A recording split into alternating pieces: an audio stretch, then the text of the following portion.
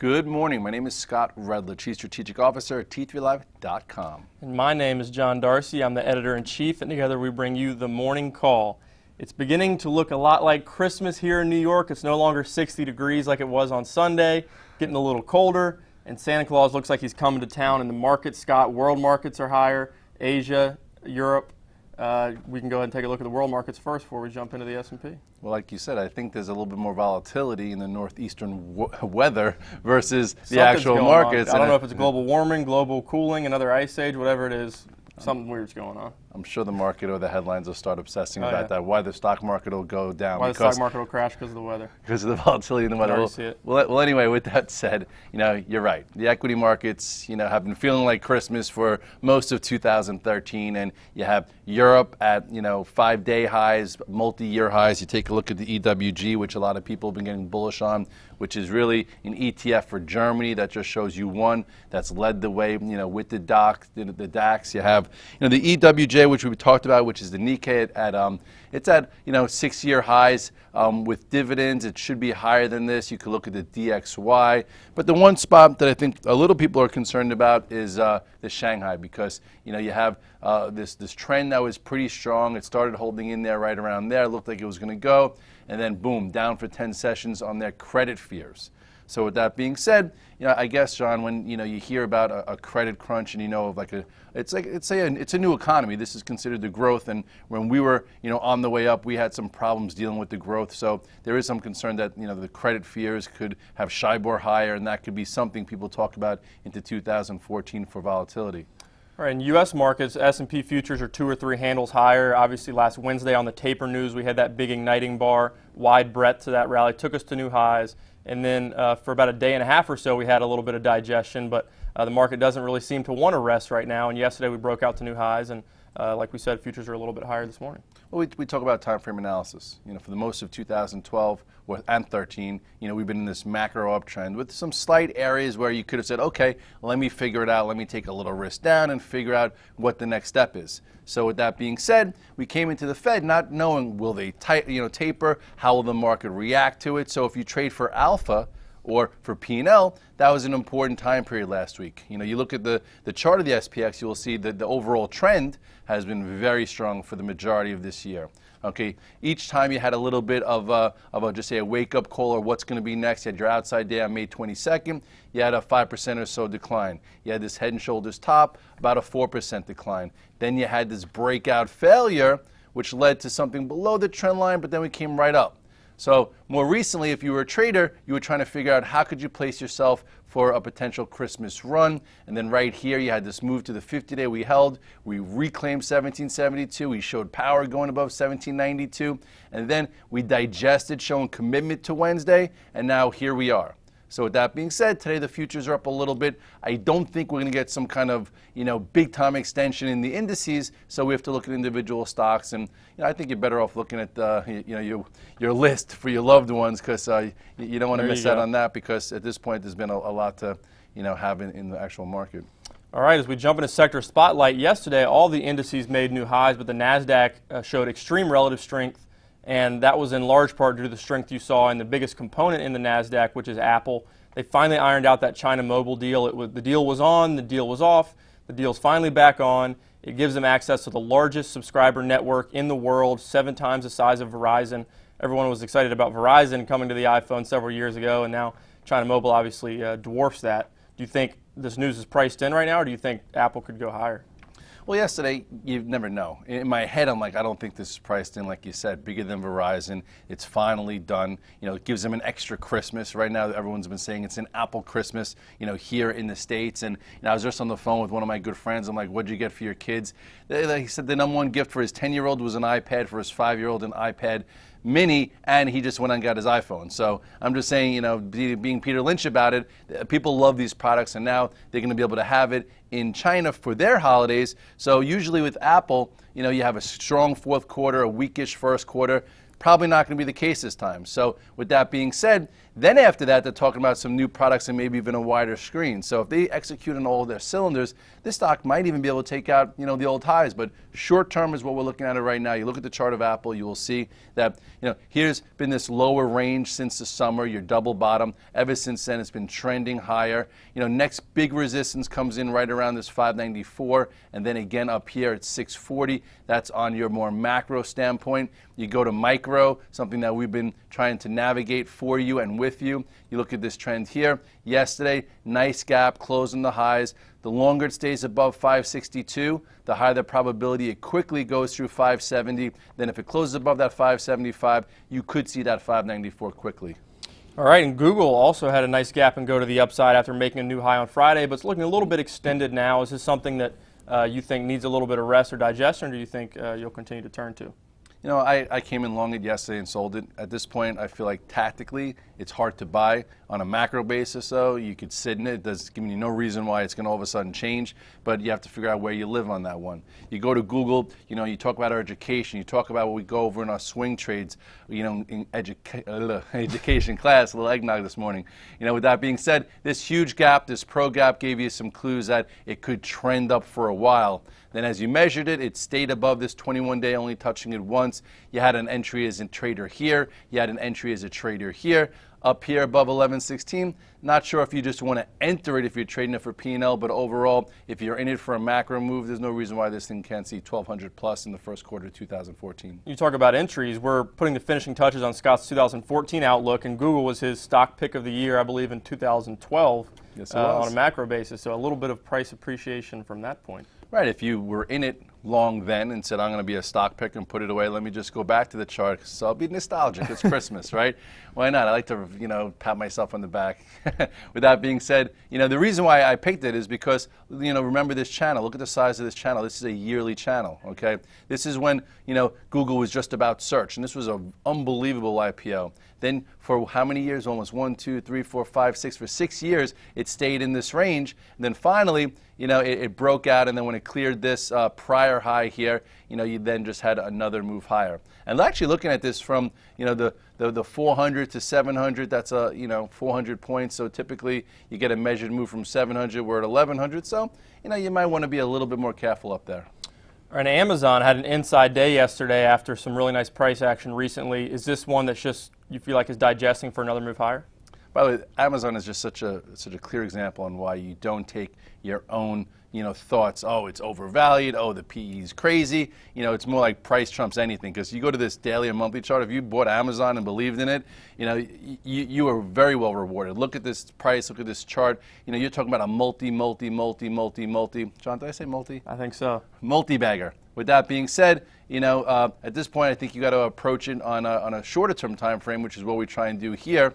You had the gap after earnings, came in, didn't fill the entire one, but got a little wishy-washy. This is when it ignited and then held. Here was one move, here's another move, and I guess you had an inside day yesterday, so if you were looking for a trade, it's still above the 8-day, and if it were to get above 404.74, maybe you could put a few more shekels in your pocket, but I'd just be a bit careful up here, as bases on bases tend to be trickier. And Netflix is inching higher above its 8-day moving average. Is this one that you might look for momentum perhaps above yesterday's high? This one's just been different. Earlier in the year, you would get tight patterns and they would break out huge. Tight patterns break out. Now, it's like inch by inch, row by row is not the way, your garden grows for Netflix. With that being said, we're used to... Red Dogism. Red Dogism 101. You look at the trend here. This has been a really nice trend. Following the 8 and 21 day, going all the way up. Every time it touched the 8 day, all you had to do is buy it. But it's not kind of what we're used to, so people aren't really gravitating towards it. What do you make of that big bar right there? Well, this huge bar is when they sold the news. They sold the earnings, and they sold the earnings, though, after a move from, sub 100. So with that being said, people thought, oh, maybe this could be it. So if you did get short on that day, you made money. But once, you talk about your retracement rules, once it reclaimed 50% of it and you were shorted, I would say this is where you had to cover. This is when, the power of the bears were negated, which was right around this 345, and also that's when it, eclipsed this. So with that being said, it's worked off this, and it's still not the same old Netflix, but it gives you a little opportunity. I've been actually avoiding this one because, there's been just cleaner things to trade. And we talk about all these gains that we've seen in these tech stocks, but they've been overshadowed largely by the momentum leaders that we've seen in this market. As we dive into the trenches, I'm talking mainly about the 3D printing stocks and the social media stocks, which have been absolutely on fire. 3D Systems, Triple D, has been the obvious leader in the 3D printing group, made another new high yesterday. What do you make of this? There's all that talk about valuation. The valuation is out of whack and this and that. The price continues to move higher. The biggest winners in the stock market come from high valuation stocks. They come from new issues from 3, 4, 5 years ago, and then typically they start to get their earnings power, and then they grow into the valuations. So with that being said, it's about the charts. And we've had the 3D printing group. How many times have we had each one of these on off the charts? Plenty. Fingers, like maybe 10 fingers. With that being said, hopefully you grab some shares when the fingers presented themselves with these charts. And the most recent breakout happened to be last week. You look at the chart. It poked its head up. I talk about my day one rule. Here's your day one when it broke above this resistance. Day one is when you get a feeler. Typically day two you add, day three you sell, and if there's a day four like me, you probably cry. I am not in this one right now, but this shows you how you can have stocks that reset up for gains. And this isn't quite a leader in this group, but it's the second one. You have SSYS, and you'll see that you trade a group together because once the leader goes, people says what's next, and this one had a pretty healthy 3-4 day move as well into old highs. And then Twitter, another huge move yesterday, 7.5% gain. It had a few days of rest early last week after resting after that IPO to sort of settle in to public life. And I feel like the Twitter stock right now is sort of like Tickle Me Elmo was a few Christmases ago, where there's limited supply. The supply is tight. The flow was short on the IPO. So everybody, they come to the store opens at 9. By 9:05, they're sold out. Was that on your list and you didn't get that? Is that why you still I'm not talking about that. But anyways, the supply is so small here. What I'm trying to say is that the price just keeps going higher. Everybody wants to own it, but there's not enough shares to own. Right. And who knows where this thing could go because of that. Kind of like the way LinkedIn was. But yeah, exactly. LinkedIn wasn't as and fast. Facebook was the exact opposite, which is why it was so unsuccessful early in its public life. Yeah, it took longer because just the way it came public, there was so many shares everywhere because so many people were upset with it. Whereas LinkedIn was successful, it went. Twitter, didn't have a great first day, but it didn't have to. It held 40 for a while. And you look at this technically, that's all you had to look at. You didn't have to look at the guys on TV. You didn't even have to look at me or John. This was the spot. And I remember putting it in the morning call. We went over social media. I said above 42, it can get going. And you never know what getting going means until you measure it along the way. You had a quick move digestion higher. Then the question was it going to take out the old, IPO highs, which is always bullish. Did that, retested it, then it was extended. Here was your little red dog reversal. I remember catching a cute short for this day and a half. And then I'm like, I want to buy it. This was the day I got long. We held through on the virtual trading floor. So if you were on the virtual trading floor, you would have seen me long it here, long it there. And then I sold it yesterday. Probably a little early than I would have liked. But anyway, big 3-day move. This is your pivot. You have, what is this? I'm a little blind. You're young, John. What is that, 59.85? Yeah. No, 64. That was a prior high. So 64.99, that's your pivot. If it's down a little bit today and trades through it and goes higher, maybe you get a little cash flow to the long side. If it goes through it, comes back below it, and you're looking for like a tactical red dog reversal like here, just be very careful. But either which way, if you're in this long, congratulations. I would just kind of close your eyes, put it in the drawer if you're trading it. Hard to buy here, and it could be just as hard to short. And Facebook, not to be outdone, gained 4.8% yesterday. There's some reports that they've increased their ad volume in people's news feeds around the holidays, and that's had a positive effect on revenue. They seem to have sorted out the whole mobile conundrum, and none of it's turning off their user base. They continue to grow their user base, so it's sort of a blueprint for the way Twitter might be able to monetize its platform a little bit more aggressively. Anyways, it was added to the S&P 500 and 100. Hasn't looked back from there. What do you see now with Facebook? Let me ask you a question, John. What does that chart pattern look like to you? Looks like a cup and handle. Oh, we've never seen this before. I don't think you pointed that out. No, I didn't. And then what happened? Oh, doot. Anyway, you look from there. That's what a cup and handle pattern looks like. It's an accumulation pattern. This had a descending sort of like trend a frying pan pattern with the long handle. Yeah, it consolidated so long, gave you time. That's what bad dogs get hit with.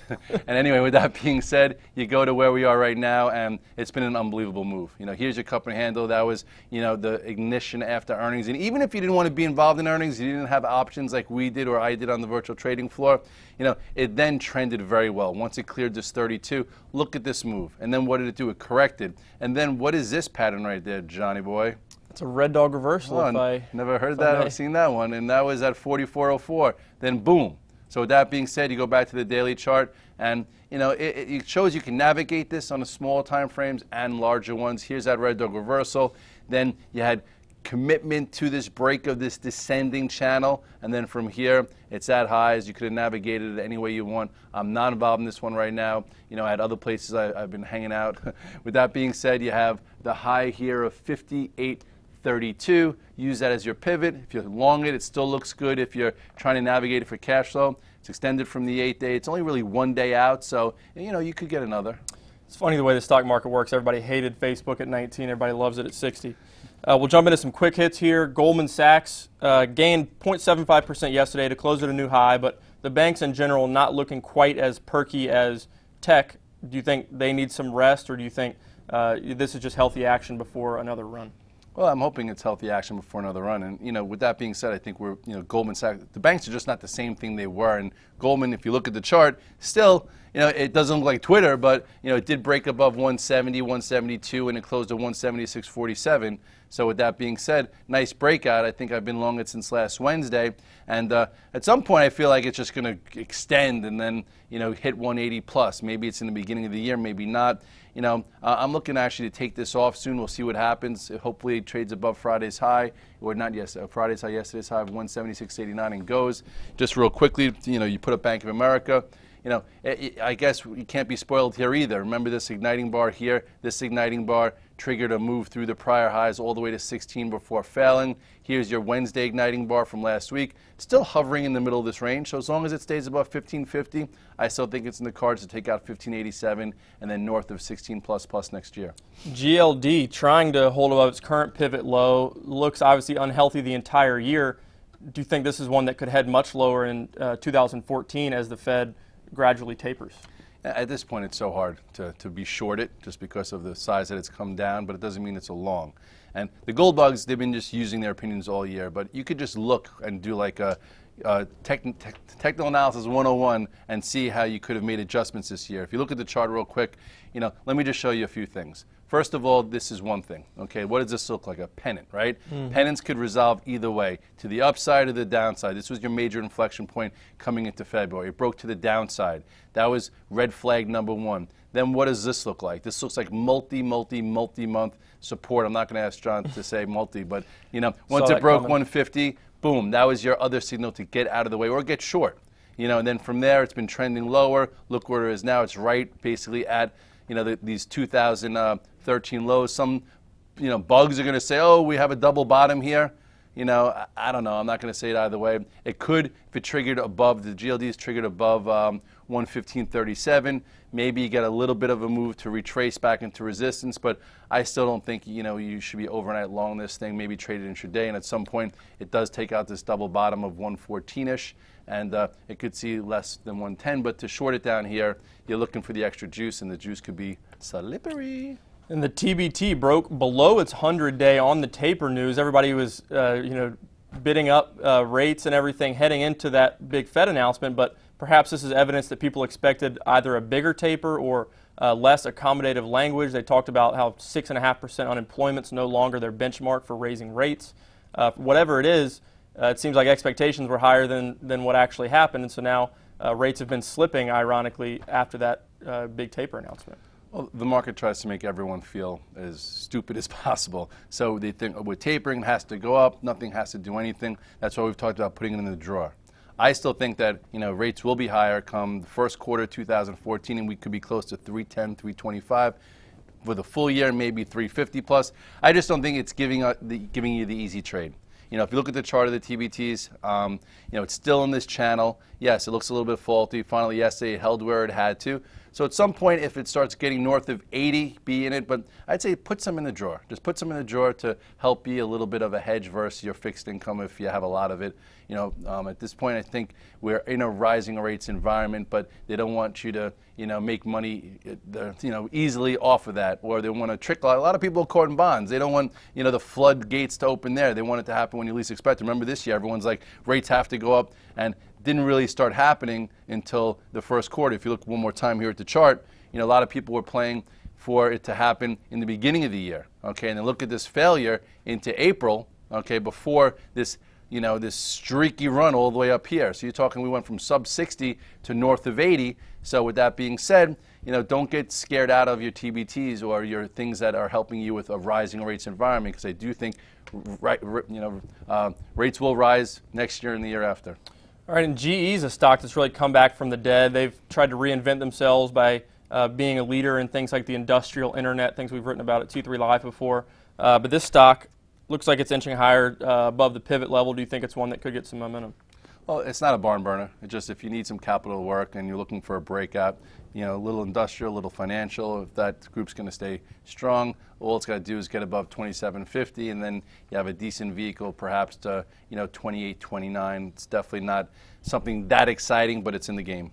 Solar City, one we listed on Off the Charts, had a great breakout, but then has been digesting a little bit. Do you think it's something that could get a little bit of momentum above yesterday's high, perhaps? It could. This one, hasn't been as streaky where it goes up 3 days in a row and has monster moves like it did earlier in the year, but it's holding where it has to. When you look at Solar City, I don't trade the solars really well, to be honest, but here's where you had your last little choppy area with a wide range engulfing bar.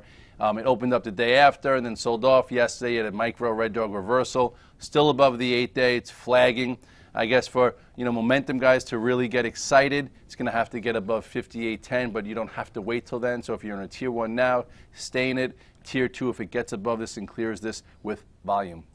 All right, well, that'll do it for today's morning call. Be sure later in the day to look out on the homepage for the latest segment in the conversation that Scott and I had last week, previewing his 2014 outlook. That'll be out towards the beginning of next year, but we're releasing the segments of that conversation that Scott and I had one by one. So some great insights into Scott's career and experience, past calls, the market in 2013. Yeah, I just want to say, that's almost going to be, obviously the 2014 thesis is going to be good, but watching all 8 of those segments, to me, I feel like it's such a good educational process for whoever wants to look at it. If you want to take the time out, I think you're doing yourself a favor, because I really talk about the last 13, 14 years, what I've seen, how I've seen it, how I've tried to react to it, how I've learned from it. All things that if you're, a novice trader or someone on the intermediate level, things that you might have gone through that could help you identify with what took place, and just, overall thoughts on how to navigate, how to grow, how to,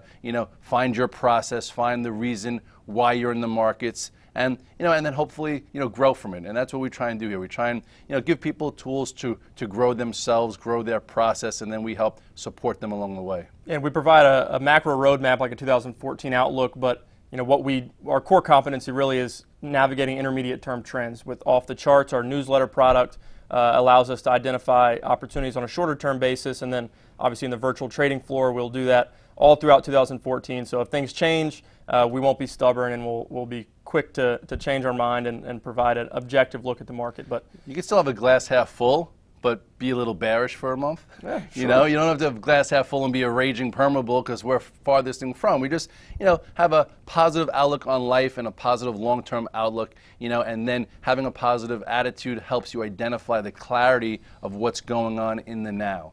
And that's what you have to have, a process where you're comfortable so you can figure out what's going on today so you can make decisions for tomorrow and for whatever time frame you're trading. All right, and for those who celebrate, Merry Christmas Eve and Merry Christmas to everyone at T3 Live. Happy holidays. We'll see you before the new year, but Happy New Year as well. I think it's going to be a great year for T3 Live, the T3 Live community in 2014, and we look forward to embarking on the market with you.